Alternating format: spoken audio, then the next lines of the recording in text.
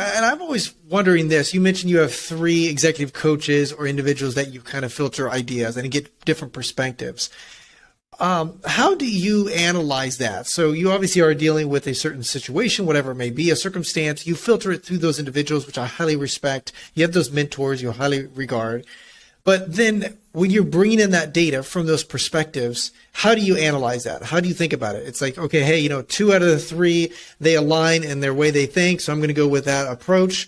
Or do you give them kind of the whole situation and get a response, or give them ideas of what you're thinking? Or how do you navigate that? I'm just intrigued, because I know there's a lot of entrepreneurs that are listening to our podcast that do have executive coaches, and they're always wondering, how do they maximize that relationship? And I've never had someone have three at the same time. That's actually very cool.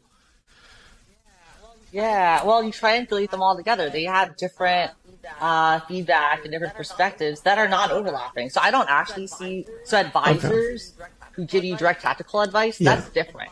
Advisors often do have conflicting feedback. Like, one advisor will say you should enter this market. The other advisor would say you shouldn't enter that market. You should enter 5 other markets and spread your wings wider, right? And it's conflicting. You have to pick one or the other. But with coaching, with therapy, they have different techniques.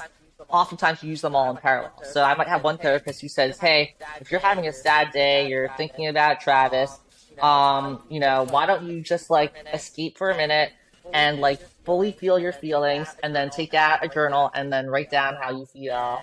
And then another therapist might say, hey, it's really important that when you're feeling bad, instead of hiding that from your team, what if you shared it with your team and let them know how you felt? Because they could read your face. They can see that you're unhappy, and they don't know if it's them or if it's truly just you going through a process. And see how both of these pieces of feedback, I could use both of them within the same hour. They're not conflicting. They're not overlapping. They're completely complementary, and they help me as an individual, but they also help me be a better leader. Oh, so you leverage both of them, and you say, oh, that's interesting. Okay. And it becomes just more tools. If I only worked with one therapist, I would have missed out on that. Ah, I see. Yeah, that makes sense. So do you ever go through with your executive coach, do you have any business situations, or is it more a lot of personal, and that kind of, evolves into your business in a positive way? I would say it's both. It's personal and business, and it all overlaps. I mean, as an entrepreneur, your personal life it's all about the same thing.